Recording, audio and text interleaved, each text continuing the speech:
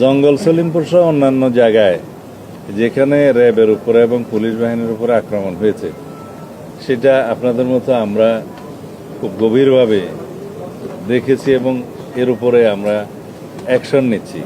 সেটা আপনাদের সামনে যখন দৃশ্যমান হবে, হচ্ছে ইতিমধ্যে, তখন আপনারা দেখতে পাবেন।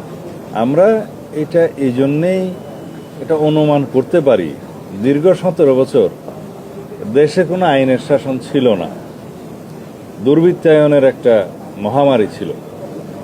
তারা মনে করেছে জঙ্গল সলিমপুর আমরা যেভাবে একটা রাষ্ট্রের ভিতরে রাষ্ট্র হতে দেখেছি, সেটাকে যখন আমরা আইন শৃঙ্খলা রক্ষাকারী বাহিনীর নিয়ন্ত্রণে আনতে পারলাম, এই জায়গাটা একটা প্রশাসনিক এবং বিভিন্ন নিরাপত্তা বাহিনীর, শৃঙ্খলা বাহিনীর একটা হাব, ট্রেনিং সেন্টার হয়ে উঠবে। সেই জায়গাটায় যাতে সন্ত্রাসীরা তাদের যে আড্ডা ছিল সেটা আবার পুনরায় রাখতে পারে, সেজন্য তাদের চেষ্টা আছে।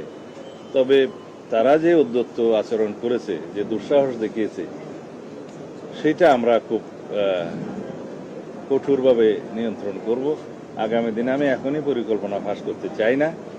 ইনশাআল্লাহ দেশে আইনের শাসন প্রতিষ্ঠা হবে, সন্ত্রাসীদের অভয়ারণ্য যেখানে থাকুক সেগুলো নির্মূল করা হবে। আমরা আশা করি আপনারা সবাই সহযোগিতা করবেন এবং সমাজের সর্বস্তরের মানুষ আশা করি আমাদের সেই উদ্যোগকে সমর্থন করবেন এবং সহযোগিতা করবেন।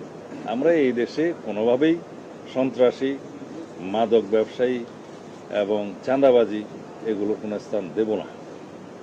এই ব্যাপারে আমরা জিরো টলারেন্সে আছি।